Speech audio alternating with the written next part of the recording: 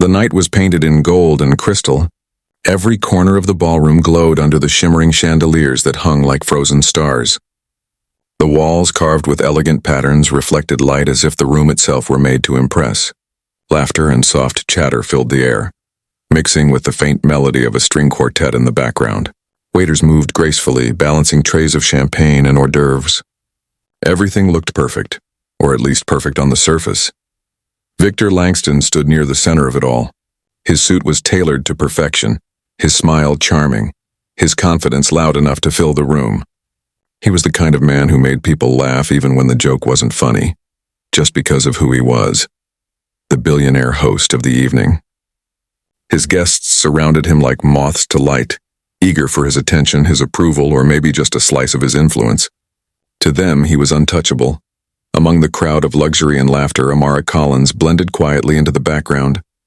Her crisp white uniform was spotless, her hair tied neatly back, her expression calm and composed.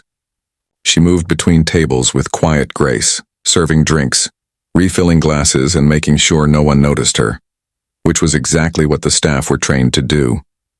Yet behind her polite smile, Amara's mind wandered. She watched people laugh at meaningless stories, talk about expensive cars, and complain about vacations that hadn't gone quite right. The room sparkled with wealth, but something about it felt hollow. She wondered if any of them noticed the pianist playing softly in the corner, or if they only cared about being seen. The hotel's ballroom had always fascinated her. When she first started working there, she would pause by the piano after closing, running her fingers over the keys when no one was around. She had loved music once, loved it so deeply it felt like breathing. But life had taken a sharp turn. Her mother's illness, the bills, the endless work, all had pushed her dreams aside. Now her world was limited to serving tables, smiling politely and pretending she didn't hear the careless remarks from guests who thought she was invisible. At one of the tables near the stage, Victor was growing restless. The night was going too smoothly, too polite. He liked attention, craved it. And when conversation started drifting away from him, he looked for something to stir the room. He glanced around until his eyes landed on the grand piano. The pianist had finished their piece and was quietly leaving. That's when Victor smirked, an idea forming, one that would soon change everything. Amara was just setting a glass down nearby when Victor's voice cut through the air. "You there," he said lightly, pointing toward her. "You look like someone who's got a secret talent." The room chuckled politely. Amara froze, unsure if he was serious.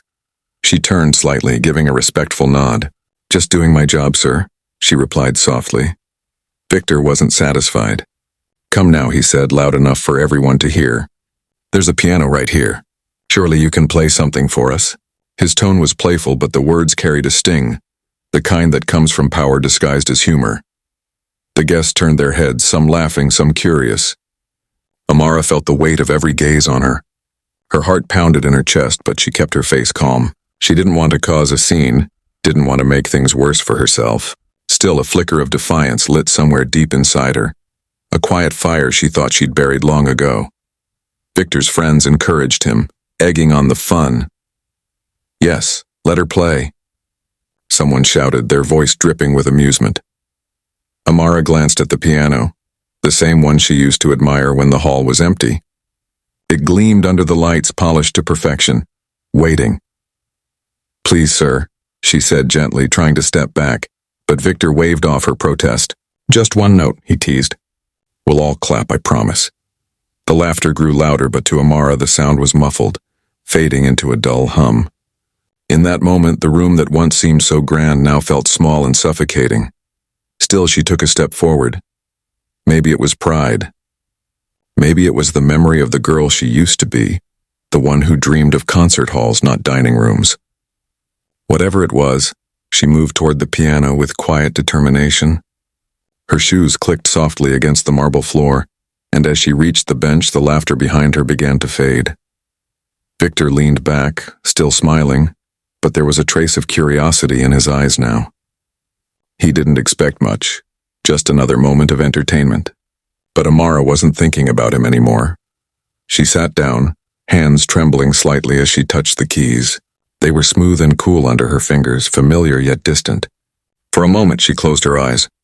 The world around her disappeared. The chandeliers, the laughter, the billionaire. All that remained was the piano and her heartbeat. The next moment would change everything. But for now, in this first part of her story, the room was suspended in a fragile silence, the kind that comes right before something extraordinary happens. The soft hum of conversation filled the golden ballroom once again. The moment Amara sat at the piano had caught everyone's attention, but Victor Langston, leaning lazily against the grand piano, was enjoying every second of it. His grin stretched wide, sharp with arrogance. To him this was harmless amusement, a joke to impress his guests. He never imagined the moment would turn into something unforgettable. The crowd shifted closer. Some stood near the piano, champagne flutes in hand, pretending to be curious, though their smirks gave them away. They weren't expecting music. They were expecting comedy. To them, Amara was just a waitress, someone who poured drinks, not emotions. "All right, everyone," Victor said, his voice booming. "Let's see what hidden talent we've got in the staff tonight." A few people laughed. A woman in a blue satin dress whispered to her friend, "She's actually going to do it?" Her friend shrugged, giggling behind her glass. Amara could hear every whisper, every suppressed chuckle. Her throat tightened, but she didn't let it show. She had learned long ago that dignity wasn't something given. It was something you carried, even when others tried to take it away. She looked at the keys, not the crowd. Victor leaned forward, resting his elbows on the piano. "What'll it be?" he asked mockingly. "Chopsticks? Maybe a little twinkle twinkle?" That got another round of laughter. The sound sliced through her, but she stayed calm. Inside, though, her pulse was pounding like a drum. The cruel game he was playing reminded her of something she'd experienced before, years ago in a music class, when a teacher told her that people like her didn't belong in the refined world of classical performance. Those words had stung then, and they still echoed now, but tonight she wasn't that timid girl anymore. "I can try something simple," she said quietly, her voice steady. Victor clapped his hands together dramatically. "Fantastic. Let's see it." He turned toward the crowd, his grin dazzling, his ego feeding off the attention. "Ladies and gentlemen," he announced, "our very own waitress virtuoso." More laughter. More eyes watching her. Amara placed her fingers on the piano. She could walk away. Nobody would stop her. But deep down she knew that leaving would mean giving him what he wanted. Proof that she was small, insignificant, a source of amusement. Instead, she took a slow breath. In that instant, everything around her blurred. The chatter, the golden walls, even Victor's smug grin. The only thing that mattered was the instrument before her. Her hands pressed the first key. It wasn't loud. It wasn't dramatic. It was soft, but it carried weight. The note rang through the air like the first drop of rain before a storm. The laughter died mid-breath. She continued, fingers moving slowly, then faster, her posture straightening as confidence began to bloom. The melody was not something rehearsed. It came from somewhere deep within her, a place built from years of pain, love, and quiet endurance. It was a piece she'd written herself long ago, back when she still believed music could change her life. As she played, the energy in the room shifted. The chandeliers seemed to glow a little warmer, and the guests who moments ago were smirking now stood still as if the air itself had thickened. Every note told a story. The struggle of growing up unseen, the ache of lost dreams, and the courage it took to keep standing when the world wanted her to bow. Victor's expression slowly changed. The grin faded. His eyebrows drew together, confused at first, then transfixed. He had expected a clumsy tune, maybe even a few wrong keys. Instead, he was witnessing something raw and hauntingly beautiful. The woman in the blue dress who had laughed earlier lowered her glass. Her eyes fixed on Amara. The pianist's hands moved gracefully, effortlessly, her body swaying with the rhythm like she was one with the instrument. The melody rose, powerful, emotional, alive. It filled the room and reached into the quiet spaces people kept hidden even from themselves. By the time she hit the final note, there was no laughter left. Only silence. The last sound lingered in the air like a held breath. Then it faded, and so did the illusion that this was just another night of luxury and laughter. For a long moment, nobody moved. The guests looked around as if waking from a dream. Then someone, an older woman in pearls, began to clap softly. Another joined in. Then, another joined in. Then, another. Soon the entire room was applauding, the sound building until it echoed through the grand hall. Amara stood, eyes down, not sure whether to bow or simply walk away. She felt her heart racing, her hands still trembling from the release of everything she'd held back for years. Victor didn't move. He just stared at her, stunned, speechless, stripped of his arrogance. The man who was used to commanding every room suddenly had nothing to say. Amara gave a small nod, her expression calm, almost serene, and turned to leave the piano. She passed Victor as she walked back toward the kitchen. For a second, their eyes met. There was no anger in hers, only quiet strength. Victor opened his mouth as if to speak, but no words came. For the first time that night, he realized he wasn't the most powerful person in the room. As Amara disappeared behind the service door, the applause still echoing, Victor stood motionless. The taste of shame was new to him, and it lingered longer than the champagne on his lips. Behind the door, Amara pressed her back against the wall and took a deep breath. Her eyes stung, but she smiled faintly. She hadn't planned to teach anyone a lesson. She had just wanted to reclaim a piece of herself, and without meaning to, she had changed everything.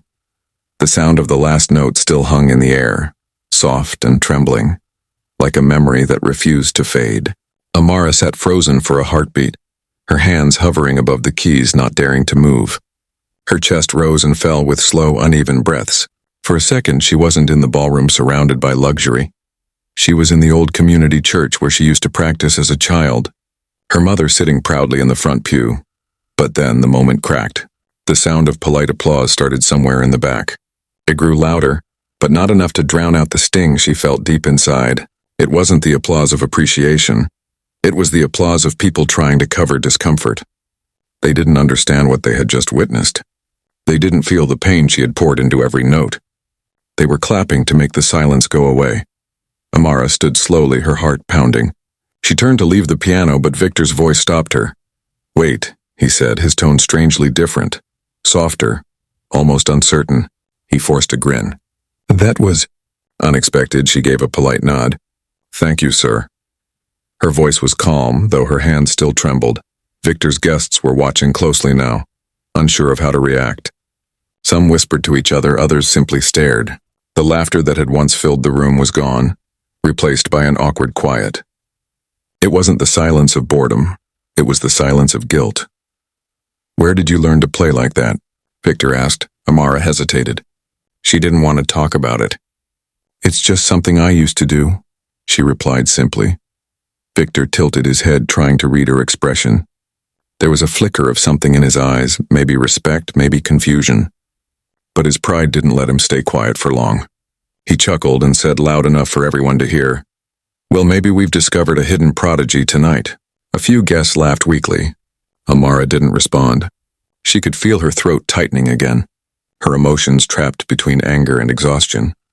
She wanted to walk away, to disappear back into the kitchen where she belonged, where no one could see her shaking hands or the tears that threatened to spill, but her feet wouldn't move.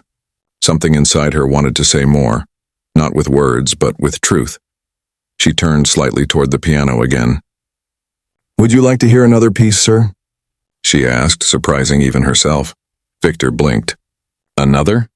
He laughed uncertainly. "You're full of surprises, aren't you?"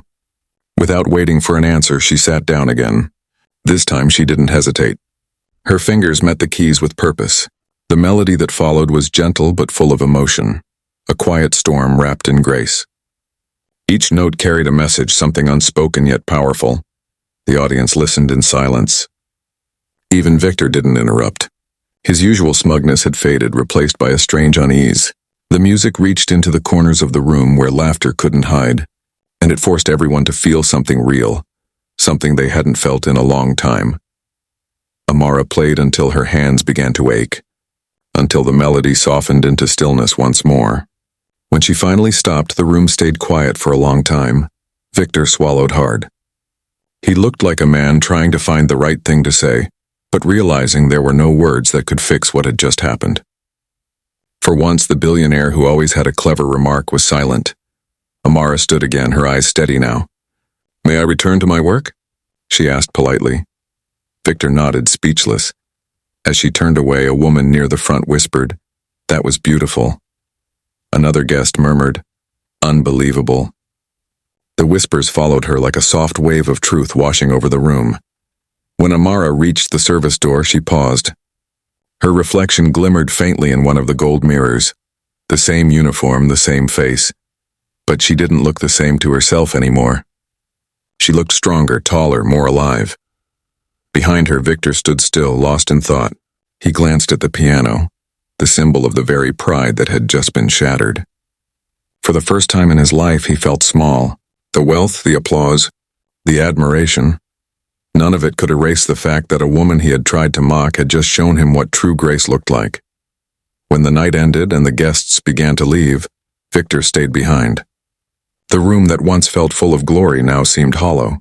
The laughter was gone, replaced by the echo of a melody he couldn't forget. Amara, in the back room, wiped down the last of the champagne glasses. Her shift was almost over. She could still feel the weight of the piano keys on her fingertips. And strangely, it didn't hurt. For the first time in years, the music inside her didn't feel like a lost dream. It felt alive again. That night, as she walked home through the quiet streets, the city lights glimmered above her like tiny stars. She didn't know what would come next. She didn't care. All she knew was that she had faced humiliation and turned it into something beautiful. And though she couldn't see it yet, that performance had left an impression on more than just the billionaire. It had set something powerful in motion, something that would change both their lives forever. The ballroom seemed to hold its breath. The guests who had been whispering and laughing moments ago now stood frozen, their smiles fading into uneasy silence. The chandeliers glimmered above like frozen constellations, their reflections trembling across glasses of half-finished champagne.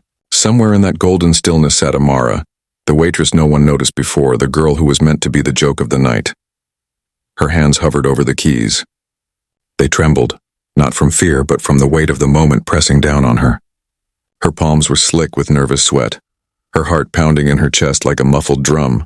She could hear her own breathing, shallow, quick, uneven. Around her, the eyes of the powerful and privileged bore down like spotlights, but in that blinding pressure, something inside her began to stir. Something old, something she thought she had lost long ago. She closed her eyes, and then she pressed the first note. It was soft. Barely audible at first, but in the still air it carried, pure, trembling and real. The sound rippled through the room like a whisper of wind through an empty church.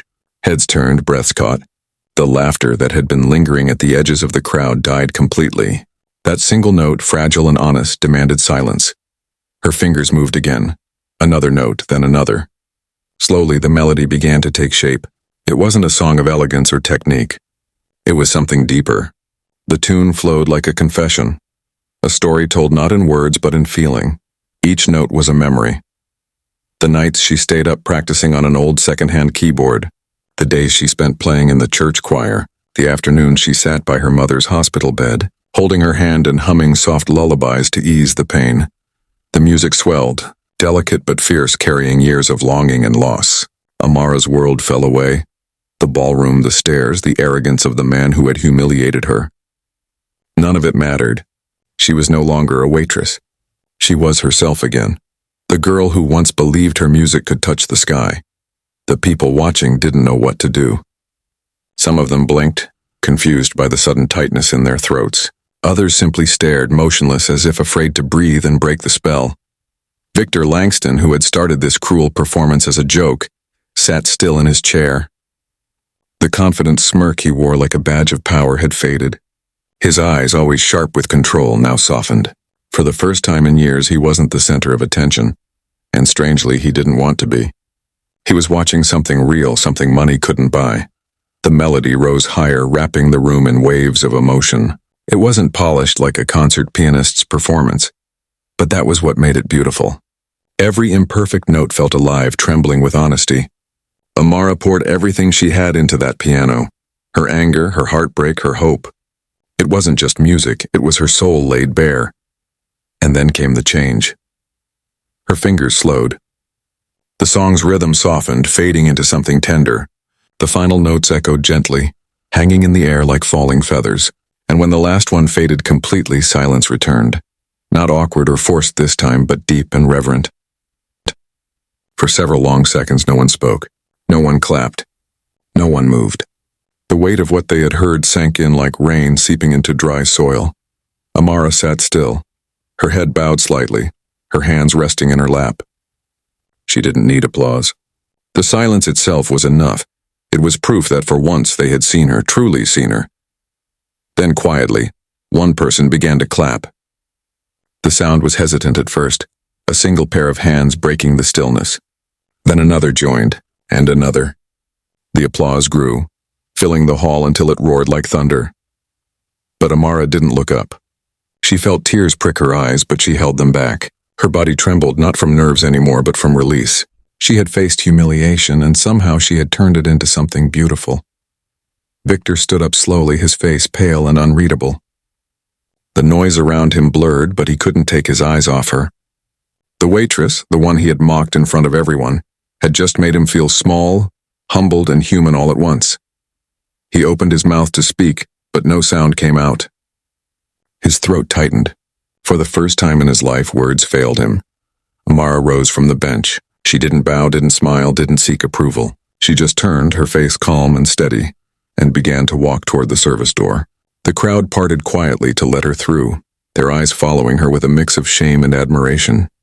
Victor watched her go, the echo of her music still playing in his mind. It clung to him like a ghost. Every note a reminder of his arrogance, every silence a reflection of his emptiness. As the door closed behind her, the applause continued. But for Victor, it wasn't applause he heard anymore. It was the echo of her first note, the one that had cracked open the shell of his pride and left him standing in silence, exposed and changed. And somewhere, in the kitchen beyond the grand hall, Amara leaned against the wall, her eyes closed, her breathing steady. The piano's vibration still pulsed faintly through her fingertips. She smiled to herself, not out of victory but peace. For the first time in a long while she felt alive again, and though she didn't yet know it, that one note had set in motion a chain of events that would soon turn her world, and Victor's, upside down. When the final note faded, the room seemed to forget how to breathe. The last echo from the piano lingered like a ghost, trembling in the air before dissolving into silence. Not a fork moved, not a whisper dared to break the moment. Even the chandeliers seemed to stop shimmering, as if afraid their light might disturb the stillness Amara had created. Amara sat motionless, her hands resting lightly on the keys, her back straight but her eyes lowered. Her chest rose and fell slowly, her heartbeat echoing in her ears louder than any applause could have been. For the first time that night she wasn't invisible, but she also wasn't sure if she wanted to be seen. The guests looked around at one another, lost for words. These were people who were used to knowing exactly how to react, when to laugh, when to flatter, when to clap at the right moments in polite society. But this was different. The music they just heard wasn't for them. It had simply passed through them and left them quiet. At the far end of the room, a glass clinked softly as someone set it down too quickly. The sound snapped Victor Langston out of his trance. He had been standing there, completely still, staring at the woman he had mocked only minutes before. His mind, usually sharp and full of quick retorts, was blank. He had meant it as a joke, a bit of playful humiliation to amuse his rich friends. But now, as he looked at Amara, he felt something he couldn't name. It wasn't guilt alone.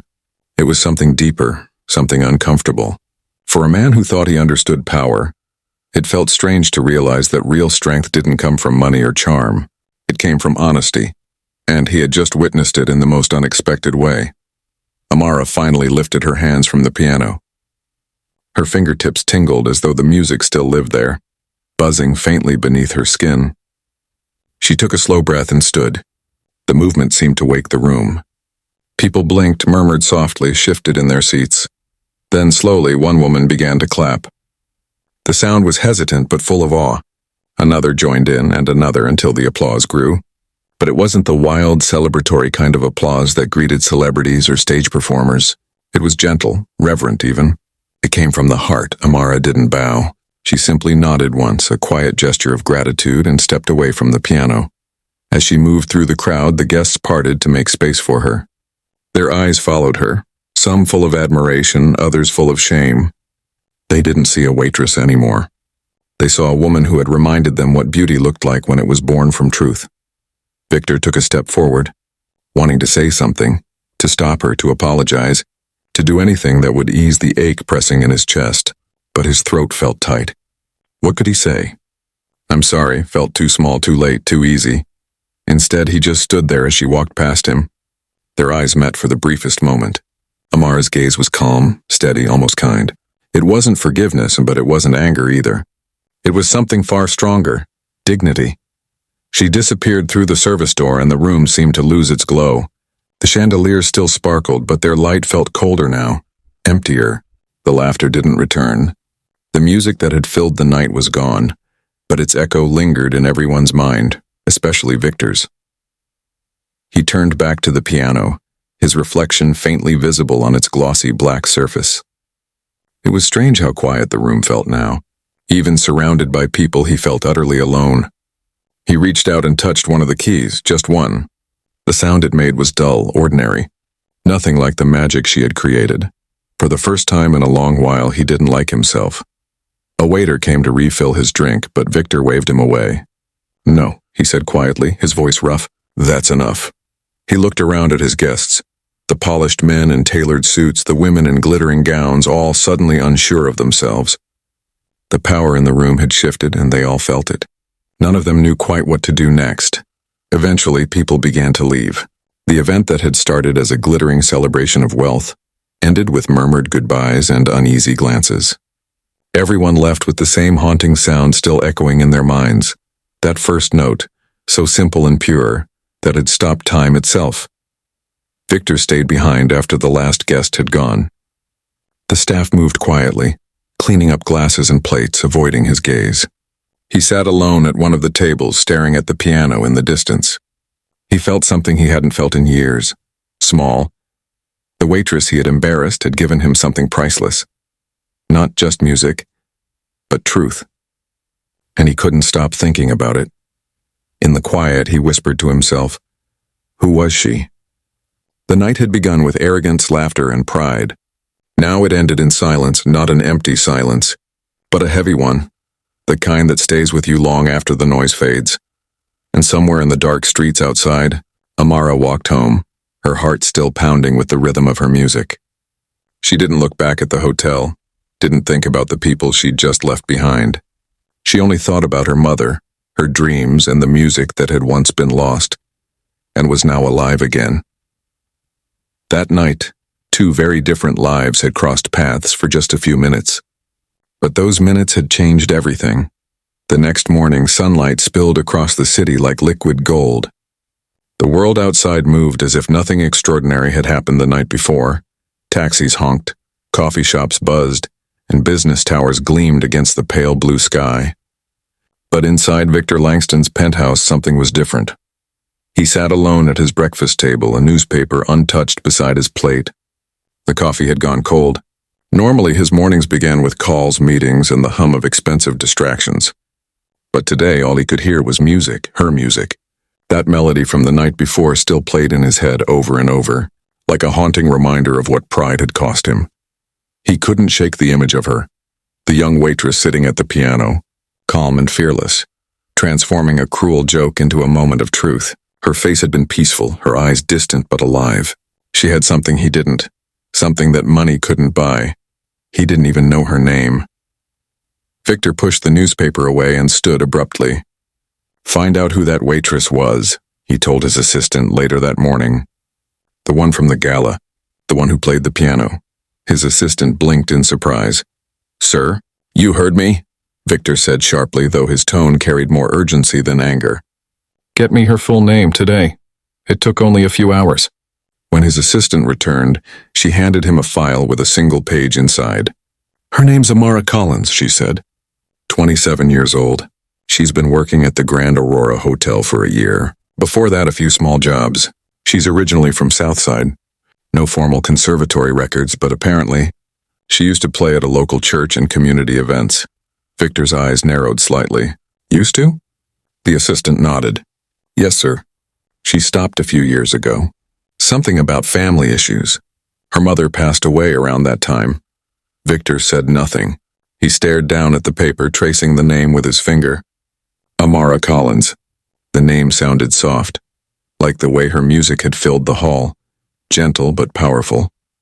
That evening, as the city lights flickered on,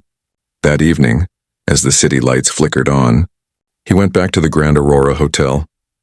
The staff was startled to see him, a billionaire returning unannounced, but no one dared to stop him. He asked for Amara. They told him she was on her evening shift in the banquet hall. When she saw him standing there, dressed in his usual flawless suit, but with a strange unease in his eyes, she froze. The tray in her hands trembled slightly. "Mr. Langston," she said quietly, straightening her posture. "I didn't expect—" "I owe you an apology," he interrupted. His voice was low but steady. The usual arrogance was gone. "What I did last night was wrong. I embarrassed you. I treated you like entertainment, not a person. I'm ashamed of that." For a moment, she just stared at him. His words were simple, but they carried a sincerity that startled her. She wasn't sure whether to believe him or not. Men like him didn't usually apologize. "I appreciate that," she said finally, keeping her tone calm. "But you don't owe me anything. I just did what I had to do." He shook his head. "No, you did more than that. You reminded me of something I'd forgotten, that not everything worth admiring comes with a price tag." She looked down, unsure how to respond. The air between them was thick with unspoken things. Guilt, pride, maybe even respect. "May I ask you something?" Victor said. "Why did you stop playing?" Amara hesitated. She hadn't talked about it in years. "Life happened," she said softly. "My mother got sick. I had to work. Piano lessons don't pay the bills." There was no bitterness in her voice, only quiet truth. Victor nodded slowly. "You were extraordinary, Amara. The kind of talent that doesn't come around often. You shouldn't be serving tables, Rose. You should be on stage." She gave a small, almost sad smile. "That's kind of you to say, sir, but life doesn't always work that way." He paused. "What if it could?" Amara frowned slightly. "What do you mean?" "I want to help you," Victor said simply. "I want to sponsor your return to music. Lessons, auditions, whatever it takes. You deserve that chance." Her eyes widened, suspicion flickering in them. "Why?" she asked. "Because you feel guilty?" Victor didn't flinch. "Maybe at first," he admitted. "But that's not all. When you played last night, I felt something I haven't felt in years. Something real. You have a gift. It shouldn't be wasted just because the world is unfair." Amara studied him for a long moment. There was no arrogance in his face, no expectation of gratitude. Just sincerity, something rare and unexpected. "I'll think about it," she said at last. Victor nodded. "That's all I ask." He turned to leave but stopped after a few steps. "And for what it's worth," he added. "Thank you for playing anyway."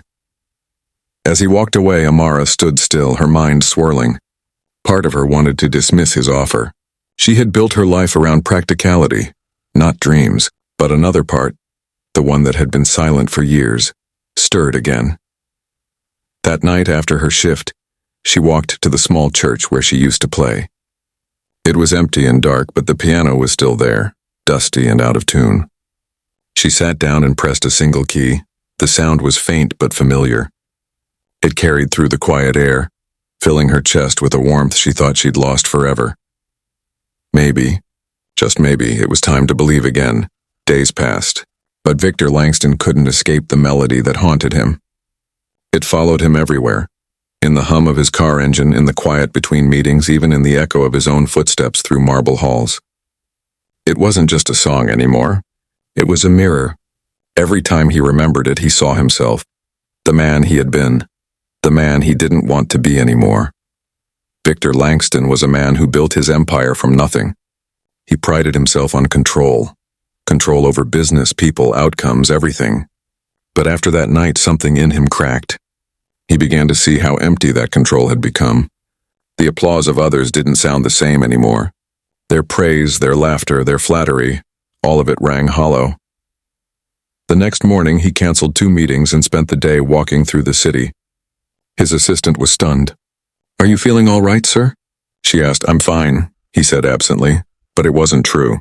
He wasn't fine, he was changed. For the first time, he was actually feeling something he couldn't name. Guilt maybe, or awe, maybe both. He wandered without destination, through neighborhoods he hadn't seen in years, places that reminded him of where he'd come from before the wealth, before the arrogance.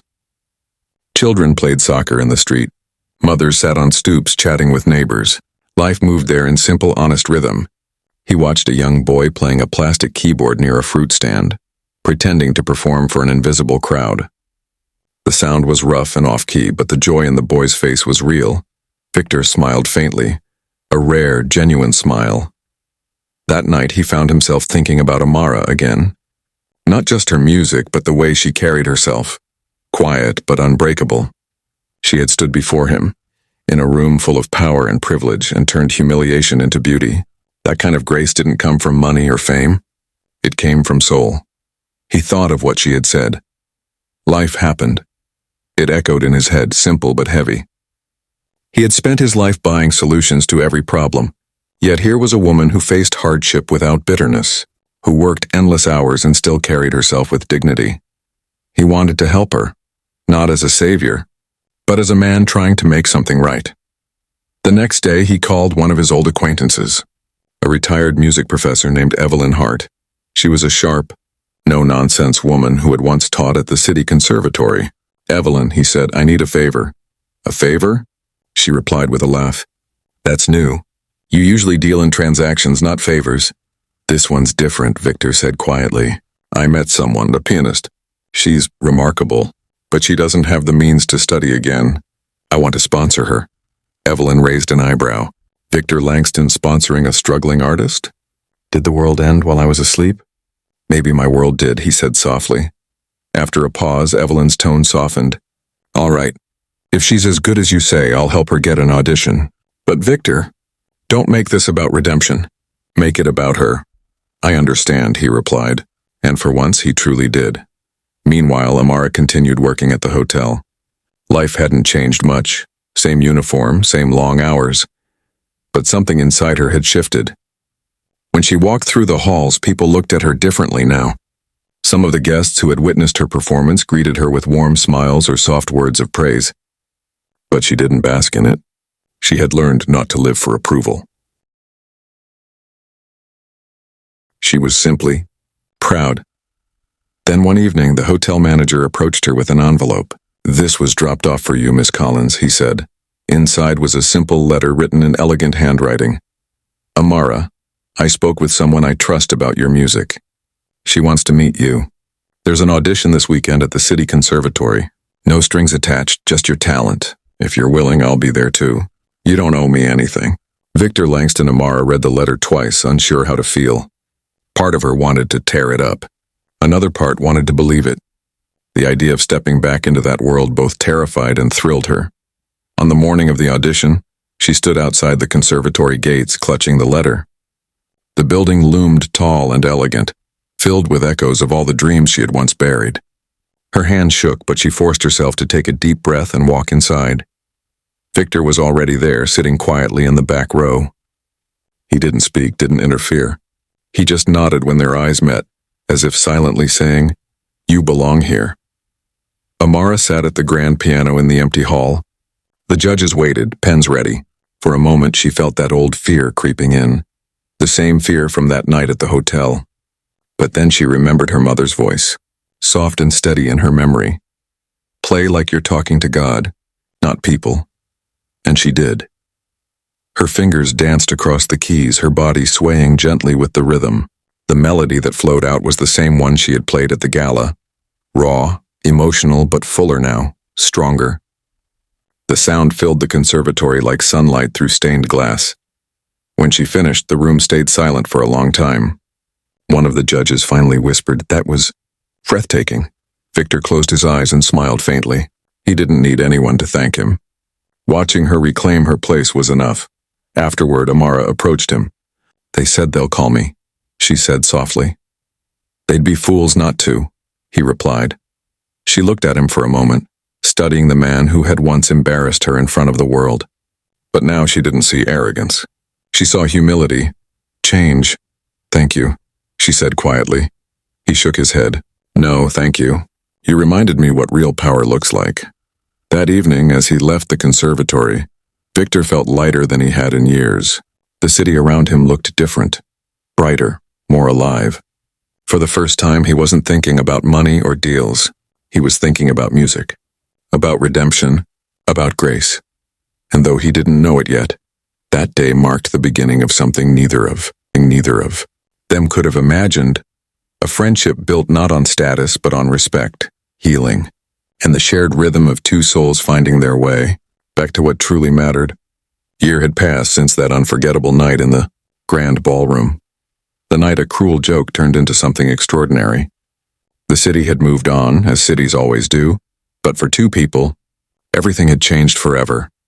Amara Collins was no longer a waitress at the Grand Aurora Hotel. The old white uniform and long nights of silent endurance were behind her. Now her days were filled with rehearsals, lessons, and performances. The city conservatory had accepted her with a full scholarship after that powerful audition. Funded quietly, of course, by Victor Langston. The change hadn't been easy. There were days she questioned herself, nights when exhaustion pressed heavy on her shoulders. But every time she sat at the piano, her doubts melted away. The instrument had become her voice, her home, her freedom. And for the first time, her life wasn't about surviving. It was about creating. Victor, too, had changed. The billionaire who once lived for applause and admiration now lived more quietly. The newspapers still wrote about him, but the tone was different now, softer, more respectful. He had started a foundation for underprivileged artists, funding young talents who couldn't afford education. People called it charity. He called it redemption. He and Amara had stayed in touch, not as benefactor and recipient, but as two unlikely friends. Sometimes she'd send him recordings of her new pieces. Sometimes he'd attend her practice recitals, sitting quietly in the back, never drawing attention. He didn't need to. His presence was enough, and now, 1 year later, came her biggest night yet, her debut concert. The hall was enormous, velvet seats, golden balconies, and a gleaming grand piano at the center of the stage. The audience was filled with musicians, critics, and art lovers. The city's elite were there too, many of whom remembered her from that night at the gala. They had come out of curiosity, perhaps even guilt, to see what had become of the woman who once silenced them with a single note. Victor arrived quietly, dressed in a simple black suit.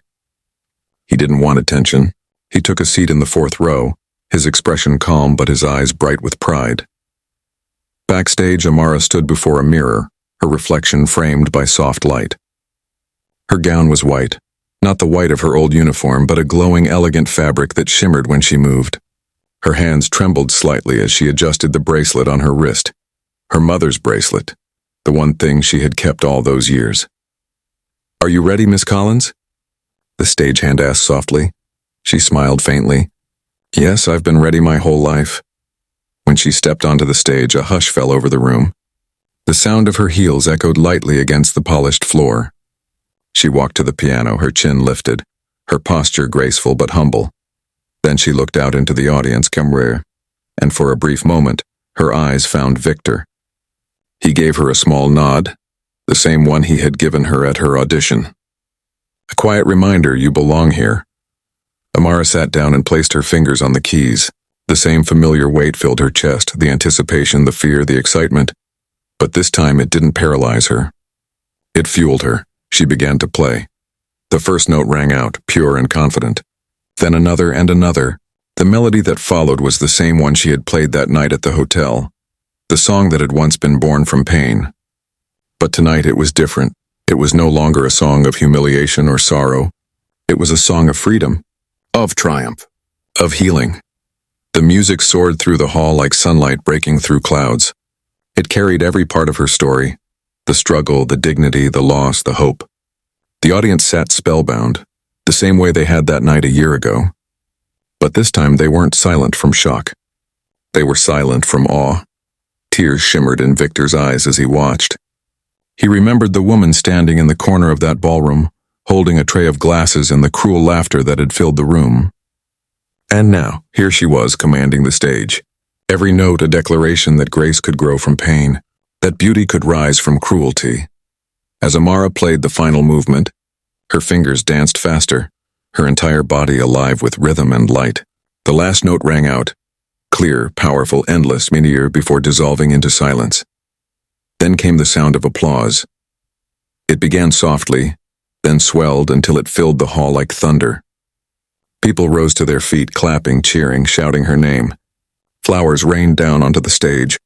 The same faces that once mocked her now looked up in admiration. Amara stood slowly and bowed, her eyes shimmering with tears. She wasn't playing for their approval anymore. She was playing for her mother, for her younger self, for every dreamer who had ever been told they weren't enough. From the audience, Victor stood too, and not as a billionaire, not as a man of power, but as someone grateful to have witnessed something pure. When the concert ended, Amara found him waiting backstage. He smiled, a real gentle smile. "You did it," he said quietly. She laughed softly, wiping a tear from her cheek. "We did it." Victor shook his head. "No, Amara, you did this. You reminded me what it means to feel alive again." She looked at him for a long moment, then stepped forward and hugged him, not out of gratitude but friendship. And for a moment, the world felt still again, like that first note all over again. Outside, the night sky glowed over the city, the stars bright and endless. Amara walked out of the theater, the sound of applause still echoing in her ears. The streets were quiet, but inside her heart, music played, and not the sound of pain anymore, but the melody of peace. The same hands that once trembled from humiliation now played to the rhythm of destiny. And somewhere deep in that silent night, two souls, one humbled, one reborn, carried forward, forever changed by a single note that had turned shame into light. Note that had turned shame into light.